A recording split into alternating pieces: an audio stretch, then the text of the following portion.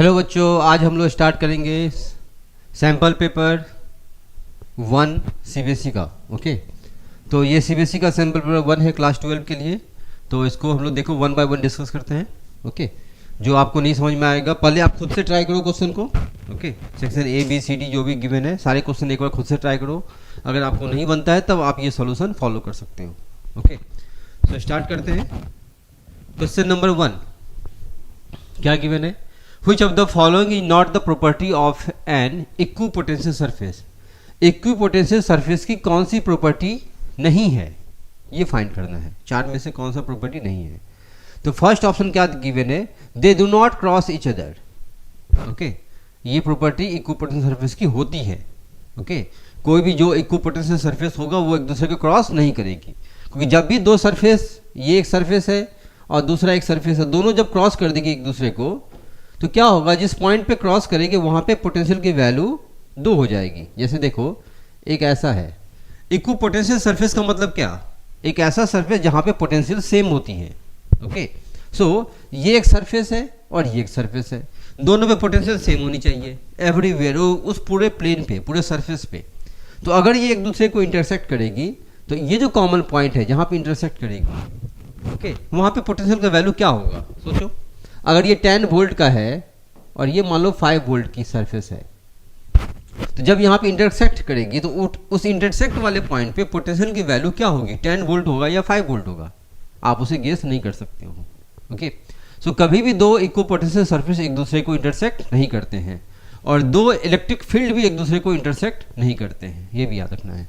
Okay, तो पहला option क्या है? ऑप्शन इसकी करेक्ट है, दिस इज करेक्ट ऑप्शन, ये होता है property. Okay, second option, the work done in carrying a charge from one point two another on an equipotential surface is 0। Okay, equipotential surface पे किसी charge को एक point से दूसरे पॉइंट पर अगर ले जाओगे तो वर्क डन की वैल्यू 0 होती है। ओके, सो वर्क डन का फॉर्मूला क्या होता है बताओ? Work done equal to charge into क्या? Delta V. Delta V the potential difference. So अगर ये इक्विपोटेंशियल सरफेस है मतलब क्या हुआ? उस सरफेस पे पोटेंशियल की वैल्यू सेम है। अगर ये सरफेस मैंने कंसीडर किया, सपोज ये सरफेस मैंने कंसीडर किया, ओके, तो इस सरफेस पे पोटेंशियल की वैल्यू सेम है। Okay, everywhere. सो अगर कोई पॉइंट है यहाँ पे, ए से अगर बी जाओगे, है ना, ए से अगर बी अगर मूव करते हैं तो पोटेंशियल की वैल्यू क्या होगी? ए पॉइंट पे भी वही होगा, बी पॉइंट पे भी वही होगा। लेट सपोज ये 10 वोल्ट की सरफेस है तो वी ए और वी वी की वैल्यू क्या होगी? दोनों 10 वोल्ट ही होगा, क्योंकि दोनों पॉइंट तो उसी सरफेस पे लाई कर रही है। तो जब डेल्टा वी निकालेंगे, डेल्टा वी का मतलब क्या? Change in potential. जब डेल्टा वी निकालोगे तो इसकी वैल्यू क्या लिखोगे? ये तो 0 ही आएगा, V B minus V A, और V A V V same है तो क्यू इंटू 0 क्या हो जाएगा? 0। तो वर्क डन की वैल्यू क्या होती है? इक्विपोटेंशियल सरफेस पे हमेशा 0 होती है, ये भी याद रखनी है। तो ये ऑप्शन भी क्या है? करेक्ट है, दिस ऑप्शन इज करेक्ट। हमें रॉन्ग ऑप्शन फाइंड करना है। Okay, now third point, for uniform electric field they are concentric sphere. Uniform electric field के लिए इक्विपोटेंशियल सरफेस कंसेंट्रिक स्फीयर होती है। ये होती है क्या? Concentric sphere. Okay, next option देखते हैं, they can be imaginary sphere. Equipotential surface imaginary sphere होती है। इक्विपोटेंशियल सरफेस इमेजिनरी स्फीयर होती है पॉइंट चार्ज के लिए। ओके, अगर ये पॉइंट चार्ज होगा, सपोज ये पॉइंट चार्ज होगा, है ना, तो इसके लिए इक्विपोटेंशियल सरफेस क्या होती है? एक कंसेंट्रिक स्फीयर होती है। ओके, इमेजिनरी स्फीयर होती है लेकिन कंसेंट्रिक होती है। जैसे पोटेंशियल का फॉर्मूला के क्यू बाई आर होता है, के क्यू बाई आर। तो के कांस्टेंट है, चार्ज कांस्टेंट है, आर की वैल्यू चेंज करेंगे पोटेंशियल चेंज होगा। ओके, सो अगर यहाँ से आर डिस्टेंस पे लोगे, ये R1 मान लो, तो यहाँ पे इक्विपोटेंशियल सरफेस कैसा बनेगा? ऐसा बनेगा। ओके, अगर तुम R2 कंसीडर करते हो, डिस्टेंस की वैल्यू बढ़ा दो, दिस इज R2, तो इक्विपोटेंशियल सरफेस कैसा बनेगा? ऐसा बनेगा। अगर आप R3 कंसीडर करते हो, okay, R3 like this one, तो इक्विपोटेंशियल सरफेस कैसा बनेगा? ऐसा बनेगा। ओके, सो इक्विपोटेंशियल सरफेस कंसेंट्रिक स्फीयर होती है, इमेजिनरी स्फीयर होती है फॉर पॉइंट चार्ज के लिए। ओके, तो ये जो लास्ट ऑप्शन है, they can be imaginary sphere होती है, इमेजिनरी स्फीयर होती है, ये ऑप्शन करेक्ट है। ओके, ये ऑप्शन करेक्ट है। तो रॉन्ग ऑप्शन क्या है? रॉन्ग ऑप्शन क्या बचा? थर्ड, सी होगा। क्यों सी होगा? देखो, for uniform electric field, uniform electric field का मतलब कांस्टेंट इलेक्ट्रिक फील्ड। अगर इलेक्ट्रिक फील्ड कांस्टेंट है तो they can be concentric sphere. Electric field अगर कांस्टेंट है तो इक्विपोटेंशियल सरफेस क्या होती है, कंसेंट्रिक स्फीयर होती है।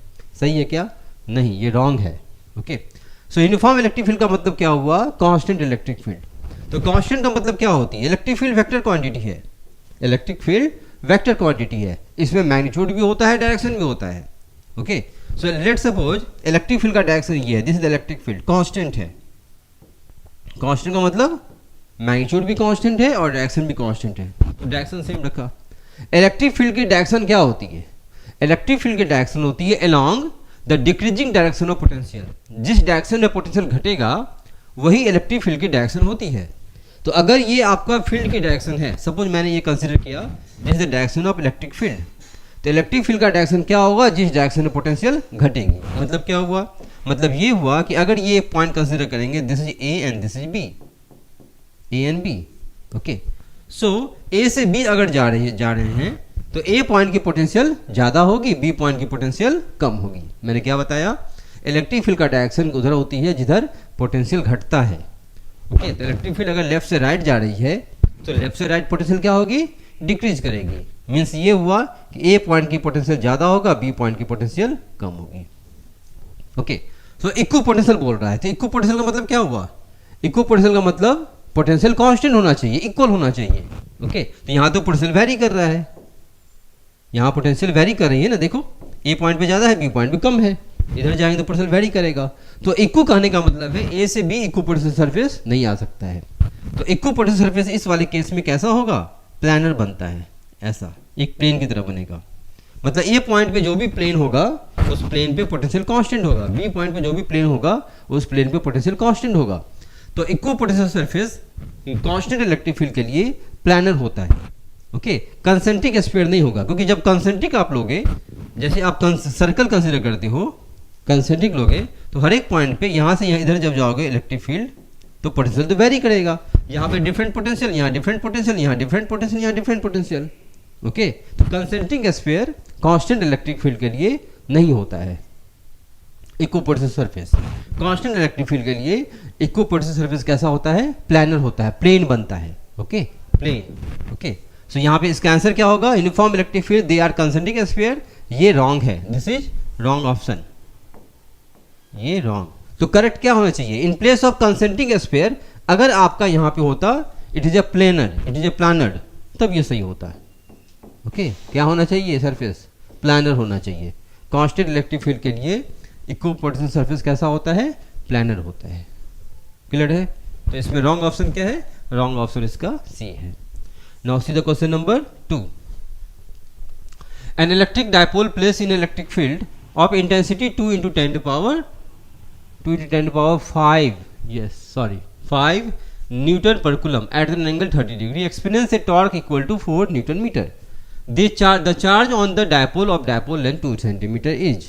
ओके, हमें क्या निकालनी है, एक डायपोल दिया हुआ, उस डायपोल को इलेक्ट्रिक फील्ड में पुट किए हैं, इलेक्ट्रिक फील्ड की वैल्यू गिवन है और डायपोल मूवमेंट और इलेक्ट्रिक फील्ड के बीच का एंगल गिवन है 30 डिग्री। ओके, टॉर्क भी दिया हुआ है, तो हमें डायपोल लेंथ भी दिया हुआ है, डायपोल लेंथ भी गिवन है। ओके, तो चार्ज की वैल्यू निकालनी है। तो let suppose this is electric field. Okay, और एक डायपोल कंसिडर करते हैं, let suppose this is dipole plus Q and this is minus Q. Okay, plus Q and minus Q, ये डायपोल लेंथ। ओके, तो dipole movement की direction क्या होगी, from negative charge to positive charge, this is direction of dipole movement. ये दोनों के बीच का एंगल क्या गिवन है, theta, theta equal to how much, 30 degree. Okay, तो क्वेश्चन में क्या गिवन है, देखो electric field E equal to how much, 2 × 10 to power 5 newton पर coulomb. Okay, theta is how much, 30 degree, theta is 30 degree. Torque 4 newton metre. Okay, dipole length given है, dipole length means this length. Okay, 2a consider करते हैं, तो dipole length is 2a, this is how much, 2 centimetre, तो 0.02 metre लिख सकते हैं, centimetre को metre में चेंज करो। निकालना क्या है, डायपोल की चार्ज फाइंड करनी है। कैसे कैलकुलेट करोगे, तो टॉर्क का फॉर्मूला आप डायरेक्ट यूज करो। ओके, तो टॉर्क का फॉर्मूला क्या होता है, tau equal to P cross E, ये फॉर्मूला पढ़े होगे। और टाउ इक्वल टू, अगर क्रॉस प्रोडक्ट ओपन करो, tau equal to P sine theta. Okay, so और पी इक्वल टू क्या होती है, dipole moment equal to charge into dipole length, तो Q into 2a into E sine theta. So Q equal to how much, tau upon 2a E sine theta. Okay, अब सबकी value given है, tau भी given है, 2a dipole length भी given है, ई भी given है, साइन थीटा भी गिवन है, सबकी वैल्यू पुट करो। अब तो बन जाना चाहिए, ये सर नो, 2a की value 0.02 E 2 into 10 to power 5। Okay, sine 30 how much, 1/2। Solve करो।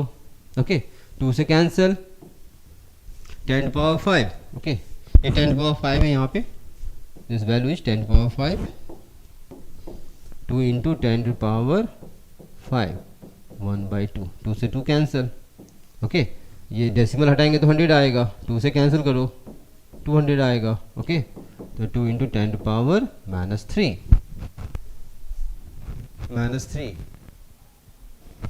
है ना, ये मिली कूलम। तो ये क्या ले सकते हैं, this is 2 millicoulomb. Clear है आंसर? आंसर हो जाएगा इसका C. Now question number 3, a metallic plate expose to white light. Okay, कोई मेटल प्लेट है, सपोज ये मेटल प्लेट कंसीडर करो, ये एक्सप्लोड कर रही है व्हाइट लाइट से। कौन सा लाइट आ रहा है, व्हाइट लाइट। व्हाइट लाइट मतलब सनलाइट। व्हाइट लाइट क्या होती है, it is the combination of 7 colour, VIBGYOR, विवेग्योर।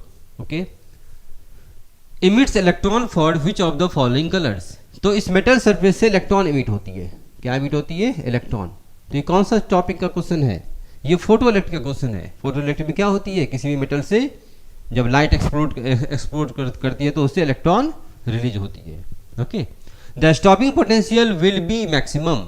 Stopping potential की वैल्यू मैक्सिमम होगी। ओके, तो किस कलर के लिए मैक्सिमम होगी, ये लिखा हुआ है। ये व्हाइट लाइट 7 कलर का कॉम्बिनेशन है, सो 7 कलर में से किस लाइट में जो आपका स्टॉपिंग पोटेंशियल होगा, मैक्सिमम होगा। तो पहले आप रिलेशन देखो, स्टॉपिंग पोटेंशियल का रिलेशन क्या होती है। ओके, तो फोटो इलेक्ट्रिक इफेक्ट में सिंगल इक्वेशन है, आइंस्टाइन का फोटो इलेक्ट्रिक इक्वेशन, उसी इक्वेशन से हम लोग यहाँ पे देखेंगे। ओके, तो इक्वेशन क्या होती है, simple incident light H nu equal to क्या लिखेंगे, work function plus kinetic energy maximum. याद है, ये वाले फॉर्मूले होते हैं, आइंस्टाइन फोटो इलेक्ट्रिक इक्वेशन। इसी इक्वेशन को हम लोग यूज करेंगे। ओके, यहाँ पे जब देखोगे अगर पोटेंशियल गिवन है तो यहाँ पे क्या लिखते हैं, H nu equal to phi naught plus kinetic energy क्या लिखते हैं, EV नॉट, है ना, where E is electronic charge और V naught is stopping potential. This V naught is nothing but stopping potential. तो क्वेश्चन में क्या लिखा हुआ है, स्टॉपिंग पोटेंशियल की वैल्यू मैक्सिमम करनी है, ये मैक्सिमम करनी है। तो V नॉट की वैल्यू पहले देखते हैं, V नॉट की वैल्यू किस पे डिपेंड करता है, फिर वहां से हम लोग डिसाइड करेंगे मैक्सिमम होने के लिए क्या क्या कंडीशन हो सकती है। ओके, सो आप क्या करो, इसे इधर ले जाओ। ओके, तो H nu minus phi naught equal to EV naught, तो V नॉट इक्वल टू क्या लिखेंगे, H nu by E minus phi naught by E, ऐसा लिख सकते हैं। ओके, अब देखो स्टॉपिंग पोटेंशियल V नॉट किस किस फैक्टर पे डिपेंड करता है, V नॉट ये सारे फैक्टर पे डिपेंड करता है। क्या क्या चीज़ें देखो, E electronic charge, electronic charge तो कांस्टेंट होता है। फाई नॉट इस पर्टिकुलर मेटल के लिए कांस्टेंट होगा। हर एक मेटल के लिए वर्क फंक्शन डिफरेंट होती है, कॉपर का डिफरेंट होता है, सीजियम का डिफरेंट होता है, आयरन का डिफरेंट होता है, एल्यूमिनियम का डिफरेंट होता है। तो जो भी आप मेटल लोगे उस मेटल के लिए फाई नॉट तो कांस्टेंट है, इलेक्ट्रॉनिक चार्ज कांस्टेंट है। तो ये टर्म इसमें कांस्टेंट है, ये टर्म क्या है, दिस इज कांस्टेंट। ओके, सो ये अगर मैक्सिमम होना है, हमें क्या करना है, स्टॉपिंग पोटेंशियल मैक्सिमम होना है, मैक्सिमम। तो अगर ये मैक्सिमम होने के लिए क्या होना चाहिए, इसको तो आप चेंज नहीं कर सकते हो, ये तो कुछ भी वैल्यू होगा, 5, 10, 20 जो भी आएगा उस मेटल के लिए फिक्स है, ये टर्म फिक्स है। तो ये मैक्सिमम होने के लिए क्या होगा, इसे मैक्सिमम होना पड़ेगा, क्योंकि ये फैक्टर कांस्टेंट है। तो ये मैक्सिमम तब होगा जब ये मैक्सिमम होगा। ओके, अगर सपोज ये वैल्यू 10 मान लो और ये वैल्यू 40 होगा, तो 40 माइनस 10 कितना आया, 30, इसे चेंज नहीं कर सकते हैं। ओके, ये वैल्यू का 50 होगा तो 50 माइनस 10 कितना होगा, 40, ये बढ़ रहा है ना। तो ये मैक्सिमम कब होगा, जब इसको आप मैक्सिमम करना होगा, क्योंकि ये टर्म कांस्टेंट है। ओके, अब इसमें मैक्सिमम किसको करोगे, ई इलेक्ट्रॉनिक चार्ज है वो कांस्टेंट है, एच प्लैंक कांस्टेंट वो भी कांस्टेंट है। तो किस पे डिपेंड किया? फाइनली फ्रीक्वेंसी पे डिपेंड किया। कौन सा फ्रीक्वेंसी?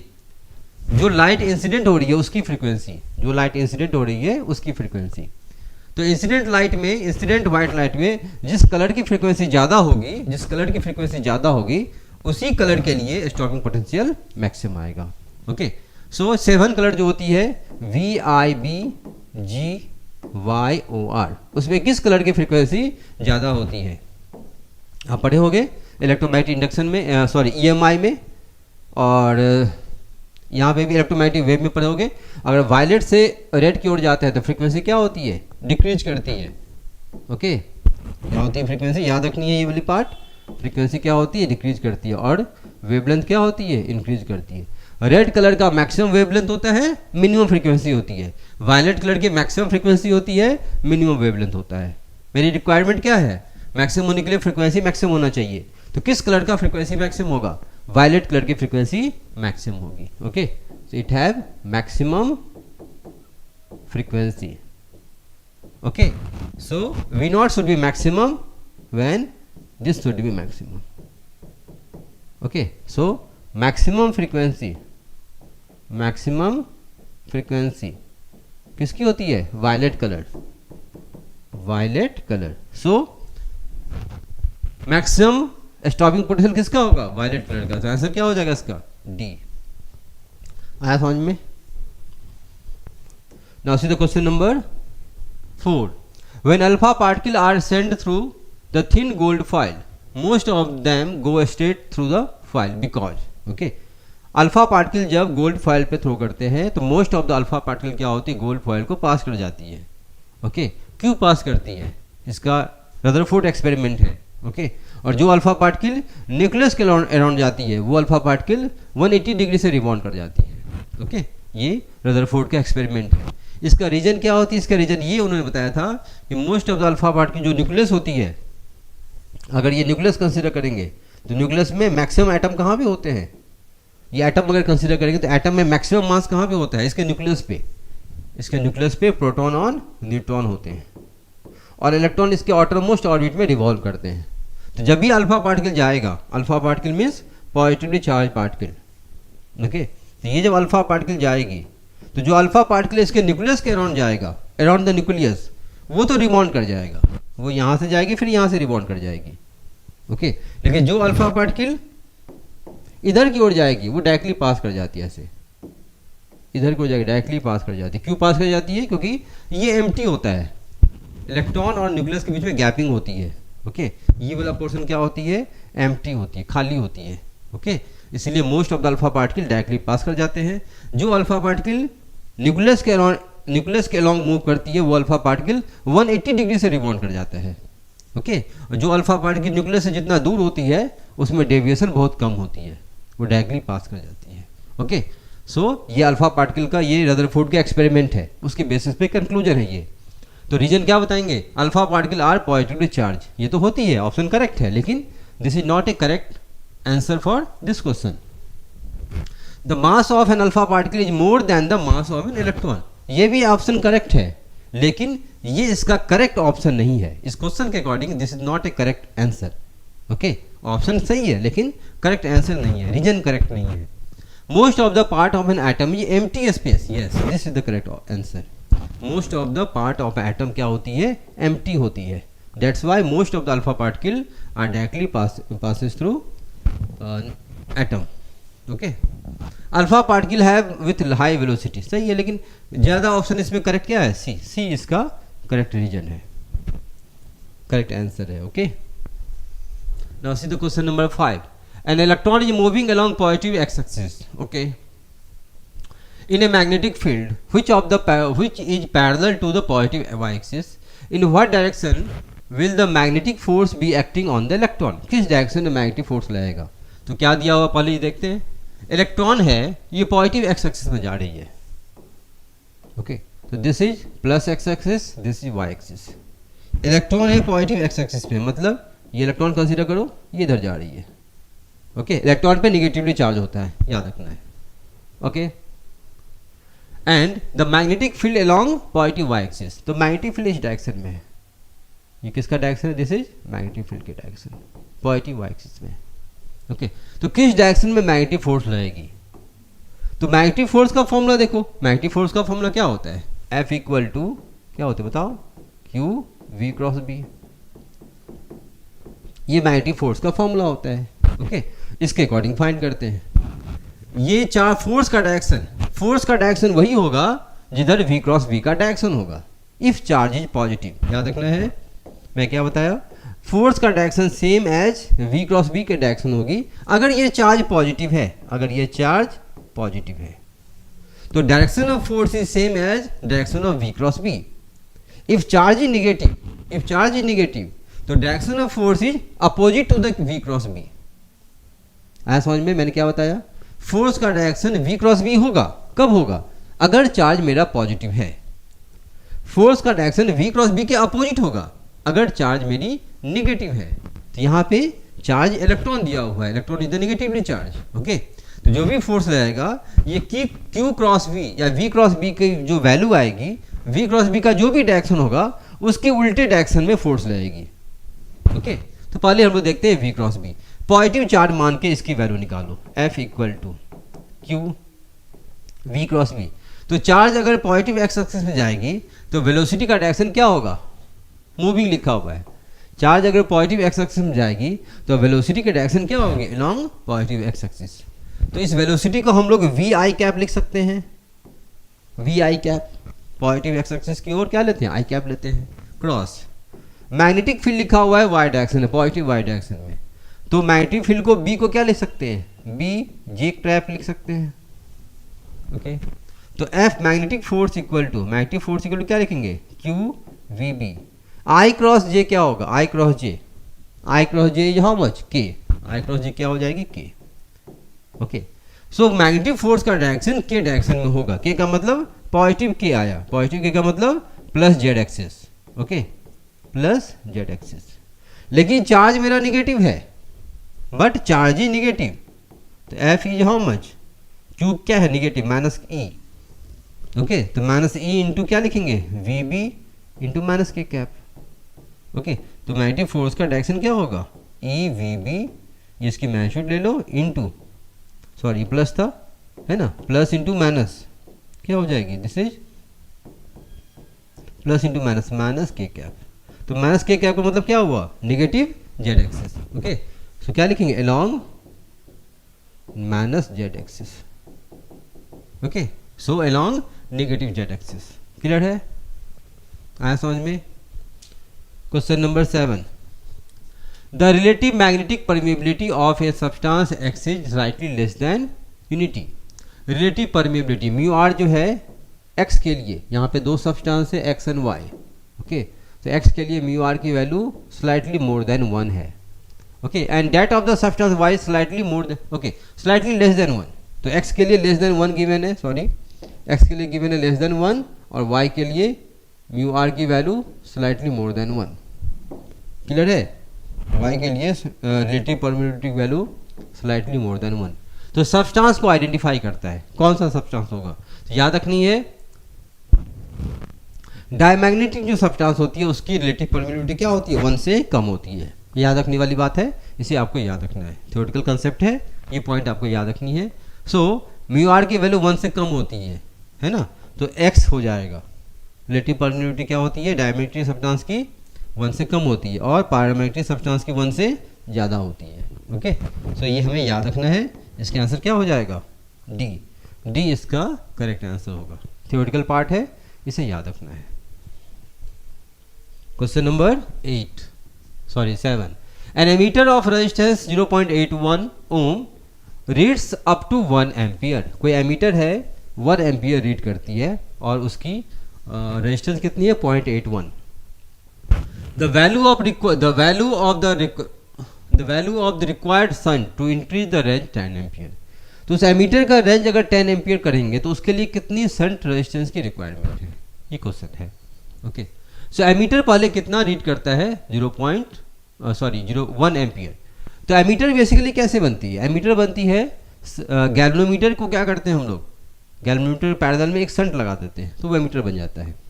तो फर्स्ट स्टेटमेंट जो गिवन है इसका मतलब क्या हुआ, इसका मतलब ये हुआ कि सिंपली गैल्वेनोमीटर है, ओके ओके, और ये कितना रीड करता है 1 एम्पियर, ये 1 एम्पियर करंट रीड करती है और इसका रेजिस्टेंस दिया हुआ है 0.81, ये रेजिस्टेंस गिवन है, ओके। सो सिंपली ये है। अब इसके शंट में रेजिस्टेंस लगानी है सो डैट कि ये 10 एम्पियर करंट को रीड करेगा। तो ये जो गैल्वेनोमीटर है इसकी कैपेसिटी दिया हुआ है, इससे ज़्यादा करंट ये रीड नहीं कर सकता है। अगर इससे ज़्यादा करंट देंगे गैल्वेनोमीटर में तो ये बर्न कर जाएगा, ओके। तो इसकी कैपेसिटी इतना है। अब इसके पैरेलल में हम लोग एक रेजिस्टेंस लगाएंगे, जो अमीटर बनेगा उसकी वैल्यू क्या होना चाहिए, जो ये 10 एम्पियर करंट रीड करेगा, ओके। अब इसको मॉडिफाई करेंगे। कैसे मॉडिफाई करते हैं, ये गैल्वेनोमीटर था, इसके पैरेलल में एक शंट रेजिस्टेंस लगा दो। शंट का मतलब पैरेलल रेजिस्टेंस। अब ये 10 एम्पियर, ये पूरा डिवाइस बन जाएगी एमीटर। ये जो डिवाइस है, this whole device is called ammeter, okay. So इसके पैरेलल में आप क्या रेजिस्टेंस लगाओगे, जो 10 एम्पियर करंट रीड करना चाहिए, मतलब इससे जाएगा 10 एम्पियर, यही 10 एम्पियर जाएगा और यहाँ पे 10 एम्पियर निकल जाएगा।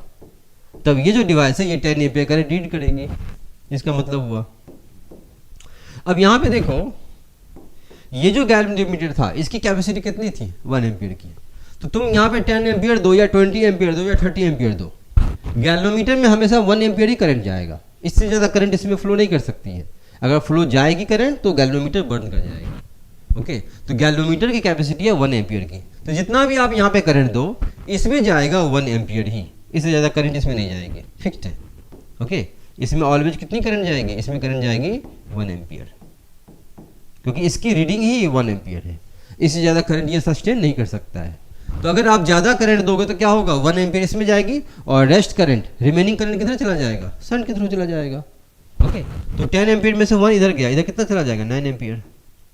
आप देखो गैल्वेनोमीटर और शंट ये दोनों पैरेलल होते हैं, दोनों क्या होते हैं, पैरेलल। तो अगर ये दोनों पैरेलल है तो यहाँ पे देखो ये 2 पॉइंट के बीच में रेजिस्टेंस की 2 पॉइंट के बीच में वोल्टेज की वैल्यू क्या होगी, सेम होगी। पैरेलल में वोल्टेज क्या होती है, सेम होती है। Means voltage across galvanometer is same as voltage across shunt, इसके बीच, ओके। सो वोल्टेज ए और बी के बीच में क्या होती है, सेम होती है। मीन्स वोल्टेज क्या होगा, voltage is constant across a and B, okay. So a b के अक्रॉस वोल्टेज सेम होगी, मतलब गैल्वेनोमीटर का वोल्टेज और शंट का वोल्टेज सेम होगा, ओके। तो voltage across shunt is equal to voltage across galvanometer, same आएगा, ओके। तो गैल्वेनोमीटर में वोल्टेज कैसे लिखेंगे, voltage equal to current into resistance. इसमें वोल्टेज कितना आएगा, करंट 1 है, रेजिस्टेंस गैल्वेनोमीटर की है ना, तो 1 इंटू गैल्वेनोमीटर का रेजिस्टेंस कितना गिवन है, RG, ओके। और शंट में वोल्टेज कैसे निकालेंगे, करंट इन शंट 9 एम्पियर और रेजिस्टेंस इन शंट, ओके। तो 9 इंटू RS जो कि हमें निकालनी है, 1 into RG 0.81, okay. So what is the value of RS? 0.81 by 9. Decimal हटाओगे क्या आएगा, 100, 9 9 जा 81, 9 by 100 0.09, ओके। तो 0.09 ओम अगर कनेक्ट करेंगे पैरेलल में क्या बन जाएगी, वो एमीटर बनेगा और वो 10 एम्पीयर करंट को रीड कर सकता है। क्लियर है क्वेश्चन, आया समझ में। Now see the question number 8। An electron on which angular momentum L moving around the nucleus has a magnetic moment। कोई इलेक्ट्रॉन है वो न्यूक्लियस के अराउंड मूव कर रही है, तो उसकी मैग्नेटिक मोमेंट क्या होगा, मैग्नेटिक मोमेंट। तो मैग्नेटिक मोमेंट का फॉर्मूला क्या होता है, याद करो। मैग्नेटिक मोमेंट की फॉर्मूला होती है NIA, पढ़े होंगे। Magnetic moment is how much, NIA। N क्या होती है, number of turns, number of turns. I is the current, A क्या होगी, एरिया वेक्टर, ओके। सो यहाँ पे अगर देखोगे नंबर ऑफ टर्न्स के बारे में नहीं दिया हुआ, तो by default number of turn हम लोग 1 कंसिडर करते हैं। अगर n की वैल्यू 1 लोगे तो m इक्वल टू IA ले सकते हैं। अगर मैग्नीट्यूड देखो तो simple magnitude m equal to I का मतलब करंट, A का मतलब एरिया, ओके। सो इलेक्ट्रॉन जब रिवॉल्व करेगी तो उसके लिए एरिया क्या होगा, इलेक्ट्रॉन जब रिवॉल्व करे तो एरिया क्या होगा, अगर इसकी रेडियस आर है तो what is the area, pi r square, circle का एरिया। ओके, तो m इक्वल टू क्या लिखेंगे, i into pi r square. अब करंट क्या होगा, इलेक्ट्रॉन जब रिवॉल्व कर रही है तो करंट क्या होगा, तो करंट की डेफिनेशन क्या है, rate of flow of charge is called current. Okay, so i equal to क्या लिखते हैं, q by t, rate of flow of charge. तो इलेक्ट्रॉन रिवॉल्व कर रही है न्यूक्लियस के अराउंड। ओके, तो चार्ज क्या है, इलेक्ट्रॉन, और टाइम, टाइम क्या लेते हैं, कितना टाइम में इलेक्ट्रॉन वन कंप्लीट रिवॉल्यूशन करता है, that is called time period. So in place of small T V can write capital T. Clear है? ओके, अब यहाँ पे कैपिटल टी की वैल्यू हम लोग कैलकुलेट करेंगे। तो कैपिटल टी कितना होगा, एक फॉर्मूला पढ़े होगे, S equal to V T, distance equal to speed into time. Okay, तो इलेक्ट्रॉन जब रिवॉल्व करेंगे तो इलेक्ट्रॉन कितना डिस्टेंस ट्रेवल करेगा, 2 pi R, that is length of circumference. यहाँ से देखो इलेक्ट्रॉन के लिए डिस्टेंस कितना होगा, 2 पाई आर, और 2 पाई आर कितना टाइम में कवर करेगा, that is called time period, capital T. Capital T speed मान लो v। ओके, तो यहाँ से हम लोग क्या कर सकते हैं, यहाँ से हम लोग टाइम की वैल्यू निकाल सकते हैं, t equal to how much, 2 pi r by v, time period की वैल्यू। ये वैल्यू आप यहाँ पे पुट करो, तो i equal to e upon t, t means 2 pi r upon v. Okay, तो ये आगे करंट की वैल्यू। अब इस करंट की वैल्यू यहाँ पे सब्स्टिट्यूट करो, तो m इक्वल टू आई को क्या लिखेंगे, e v by 2 pi r. Okay, so e v by 2 pi r into क्या, पाई आर स्क्वायर। तो यहाँ से अगर देखो पाई से पाई कैंसिल, आर से आर कैंसिल, तो m इक्वल टू कैसे लिखेंगे, e v by e v r by 2, e v r by 2। तो यहाँ पे एक टर्म दिया हुआ है L, L का मतलब angular momentum. So angular momentum का फॉर्मूला क्या होता है, इस मैग्नेटिक मोमेंट को एंगुलर मोमेंटम के टर्म में लिखना है, क्योंकि मेरा जो ऑप्शन गिवन है इन टर्म्स ऑफ L दिया हुआ है। तो एंगुलर मोमेंटम के बारे में सोचो, what is angular momentum, L equal to क्या होती है, mvr, याद करो। ओके, तो vr देखो यहाँ पे न्यूमरेटर में आ रहा है, हमें क्या चाहिए, m चाहिए, m तो है नहीं, तो क्या करेंगे, स्मॉल m से मल्टीप्लाई कर दो, मास ऑफ इलेक्ट्रॉन। ओके, ये वाली टर्म मिलके क्या देगा, ये टर्म, ये मिलके क्या देगा, L, मैग्नेटिक मोमेंट। ओके, तो यहाँ से क्या लिख सकते हैं, this value is how much, this value is E L by 2m। Okay, इस mvr को हम लोग कैपिटल L लिख सकते हैं, E L by 2m। Okay, तो magnetic moment m equal to E L by 2m, काफ़ी इंपॉर्टेंट रिलेशन है, ई एल बाई 2m। ये रिलेशन बहुत इंपॉर्टेंट है, एग्जाम में फ्रिक्वेंटली पूछा जाता है, मैग्नेटिक मोमेंट और एंगुलर मोमेंटम का relation, E L by 2m, हमेशा याद रखना है। क्लियर है? Now see the question number 9। The large scale transmission of electrical energy over long distance is done with the use of transformer. Okay, the voltage output of the generator is a step up because of, जब हम लोग electrical energy को transfer करते हैं one place to another place, तो उस condition में step up transformer use करते हैं। स्टेप अप का मतलब क्या होता है, वोल्टेज को बढ़ा के भेजते हैं। ओके, सोचो जहाँ पे पावर जनरेशन होता है और जहाँ पे पावर कंज्यूम होती है, जैसे किसी सिटी में दिल्ली में हो, तो दिल्ली में अगर पावर कंजम्पशन ज़्यादा है तो वहाँ पे कहीं से एनर्जी आ रहा होगा, तो जहाँ से एनर्जी आएगा वहाँ पे जितना कम वोल्टेज में सेंड करेंगे तो क्या होगा, एनर्जी का लॉस होगा, क्योंकि ट्रांसमिशन केबल है वहाँ पे। ट्रांसमिशन केबल मतलब वहाँ पे रेजिस्टेंस है, तो रेजिस्टेंस में जब करंट फ्लो करती है तो हीट का लॉस होता है, आई स्क्वायर आर टी पढ़े होंगे। तो वहाँ पे जब करंट फ्लो करेगी तो उसमें एनर्जी का लॉस होगा। ओके, तो दिल्ली आते आते क्या होगी, उसकी वोल्टेज की वैल्यू कम हो जाएगी, डिक्रीज कर जाएगी, तो जितना रिक्वायरमेंट है उतना मिलेगा नहीं। तो क्या करते हैं, जब भी हम लोग पावर को ट्रांसमिशन करते हैं तो सेट जहाँ पे जनरेशन होता है वहाँ पे स्टेप अप ट्रांसफार्मर यूज करते हैं। स्टेप अप का मतलब क्या होती है, वोल्टेज को बढ़ा देता है। ओके, 11,000, 22,000, 23, 33,000, 121 किलो वोल्ट, इतना वोल्टेज तक बढ़ा सकते हैं ट्रांसफार्मर की हेल्प से। उतनी वोल्टेज बढ़ा के तब हम लोग पावर को सेंड करते हैं, तो क्या होता है 121 किलो वोल्ट, उतना वोल्टेज को सेंड किया जाता है। और वो घटते घटते घटते घटते पावर लॉस होते होते वो जब सपोज मान लो जहाँ पे कंजम्पशन है वहाँ पे 11 kV आया, 22 kV आया, तभी उतनी वोल्टेज सफिशिएंट होती है। फिर वहाँ पे जहाँ पे कंजम्पशन होता है वहाँ पे स्टेप डाउन ट्रांसफार्मर यूज करते हैं। और वो क्या करता है, स्टेप डाउन ट्रांसफार्मर, वो अगर मान लो 11 किलो वोल्ट आ रही है तो उसको डिक्रीज करके 220 वोल्ट या 230 वोल्ट में कन्वर्ट करके या 400 वोल्ट में कन्वर्ट करके हमारे घर में सेंड किया जाता है। ओके तो जहाँ पे जनरेशन होता है वहाँ पे स्टेप अप ट्रांसफार्मर यूज करते हैं, और जहाँ पे कंजम्पशन होता है, जहाँ पे पावर यूज किया जाता है, वहाँ पे स्टेप डाउन ट्रांसफार्मर यूज करते हैं। ओके तो यहाँ पे क्या दिया हुआ है, सेंड किया जाता है ना। तो कौन सा ट्रांसफार्मर यूज किया, स्टेप अप ट्रांसफार्मर। ओके तो स्टेप अप ट्रांसफार्मर का काम क्या होती है, वोल्टेज को बढ़ा देती है। ओके सो क्या होगा, तो जानते होगे वोल्टेज बढ़ने से ट्रांसफार्मर की प्रॉपर्टी है, ट्रांसफार्मर की प्रॉपर्टी है, क्या प्रॉपर्टी है, ट्रांसफार्मर में पावर कांस्टेंट होता है, ट्रांसफार्मर में पावर क्या होती है, कांस्टेंट होती है, पावर क्या होती है, कांस्टेंट होती है। पावर का मतलब क्या होती है, voltage into current. Okay voltage into current, ये टर्म अगर कांस्टेंट है, ओके तो स्टेप अप ट्रांसफार्मर अगर यूज करेंगे तो वोल्टेज को बढ़ानी है, तो वोल्टेज को अगर बढ़ाओगे तो करंट क्या होगा, करंट घटेगा, है ना। तो स्टेप अप ट्रांसफार्मर में वोल्टेज बढ़ती है, करंट की वैल्यू घटती है।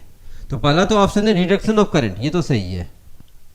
ओके ठीक है, अब इसमें ये प्रोसेस क्यों किया जाता है, करंट को डिक्रीज करने के लिए। ओके तो ये मैंने वोल्टेज बढ़ा के करंट कम करके मैंने पावर को सेंड किया। पावर कहाँ से जाएगा, ट्रांसमिशन लाइन से। अब वहाँ पे लॉस के बारे में सोचो, I square R, power loss, power loss का फॉर्मूला कैसे लिखेंगे, आई स्क्वायर आर। ओके तो रेजिस्टेंस, रेजिस्टेंस कॉपर केबल का होता है, रेजिस्टेंस को आप चेंज नहीं कर सकते हो, तो ये फिक्स्ड है।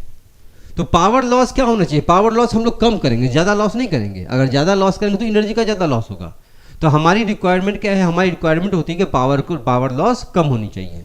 तो इसको अगर डिक्रीज करना है, पावर लॉस को अगर डिक्रीज करनी है, करंट को आप, रेजिस्टेंस को आप चेंज नहीं कर सकते हो। जो केबल बना होगा, केबल की लेंथ अगर 20 किलोमीटर है या 50 किलोमीटर है, वो फिक्स है, उसको आप चेंज नहीं कर सकते, उसकी रेजिस्टेंस भी फिक्स है। ओके तो रेजिस्टेंस फिक्स है। तो पावर लॉस अगर कम करनी है तो मेरा मोटो क्या होना चाहिए, मेरी मोटो होनी चाहिए करंट को कम करना है, करंट को डिक्रीज करना है, करंट की लेस वैल्यू होनी चाहिए। और करंट की लेस वैल्यू होने के लिए ये वाला पार्ट होना चाहिए, और ये कब होना चाहिए, जब वोल्टेज बढ़ाओगे। आया समझ में। सो स्टेप अप ट्रांसफार्मर से एडवांटेज क्या होती है, स्टेप अप ट्रांसफार्मर से पहले तो वो वोल्टेज बढ़ा देता है, वोल्टेज बढ़ाने से करंट कम करती है, और करंट कम करने से एक और एडवांटेज होता है, जो पावर लॉस होती है वो भी कम हो जाती है। ओके तो पावर लॉस क्या होती है, ये भी कट डाउन हो जाती है, पावर लॉस की वैल्यू कम होती है।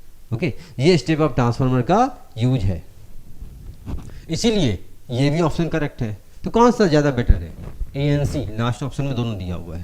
ओके तो आंसर क्या हो जाएगा, this is the answer.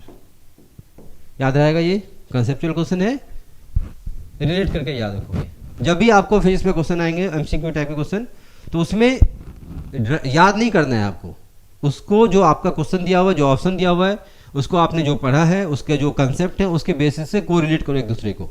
Okay तब आपको रीजन आपको समझ में आएगा।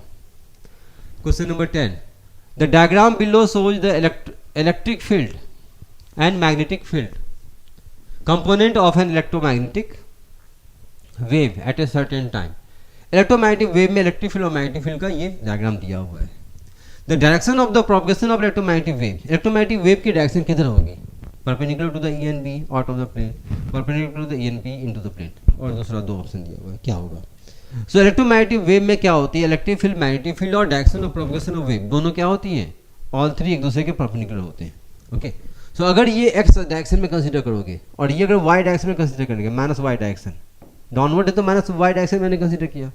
ओके सो इलेक्ट्रिक वेव जो होगी, इलेक्ट्रोमैग्नेटिक वेव, वो एक्स और माइनस वाई के परपेंडिकुलर होगा। ओके आउटवर्ड हो सकती है या इनवर्ड हो सकती है, ये हम लोग कैलकुलेट करेंगे। ओके यहाँ पे कंसेप्ट याद रखनी है, डायरेक्शन ऑफ इलेक्ट्रोमैग्नेटिक वेव क्या होती है, याद रखेंगे, ई क्रॉस बी। इलेक्ट्रिक फील्ड और मैग्नेटिक फील्ड की जो क्रॉस प्रोडक्ट होगी, क्रॉस प्रोडक्ट के जो वैल्यू आएगा उसी डायरेक्शन में इलेक्ट्रोमैग्नेटिक वेव की डायरेक्शन होगी, ई क्रॉस बी।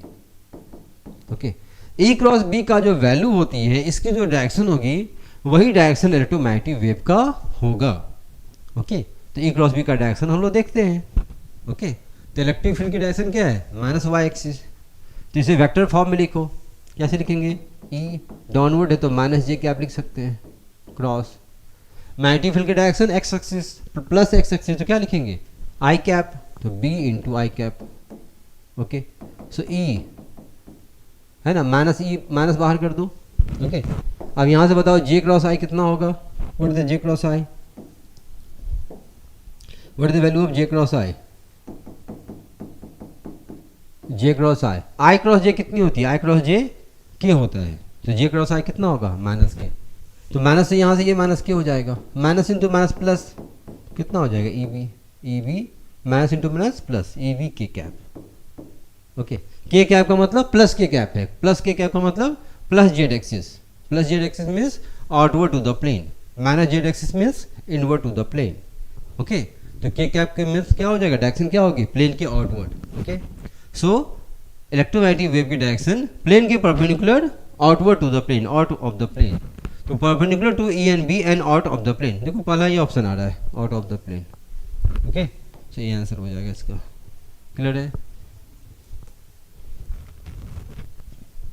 नेक्स्ट है, in a coil of resistance 100 ohm current is induced by changing the magnetic flux through it, the variation of current with time as on the figure, current और time के variation दिया हुआ है। The magnitude of changing flux, change in flux through coil is, इसमें change in flux की value क्या होगी, current और टाइम वेरी कर रही है तो चेंज इन फ्लक्स की वैल्यू क्या होगी, तो चेंज इन फ्लक्स का फॉर्मूला देखो। ओके, तो ये इलेक्ट्रोमैग्नेटिक इंडक्शन में पढ़े होगे, इंड्यूस ईएमएफ क्या होती है, rate of change of flux del phi by del T equal to del phi by D T. Okay, और करंट इक्वल टू क्या लिख सकते हैं, E by R, E by R, so E का मतलब क्या, del phi by del T into R, ऐसा लिख सकते हैं। हमें इसको रिलेट करना है करंट और टाइम के बीच में, टाइम और करंट के बीच में। ओके, तो यहाँ से देखो आई इंटू डेल्टा टी ऐसा लिख सकते हैं,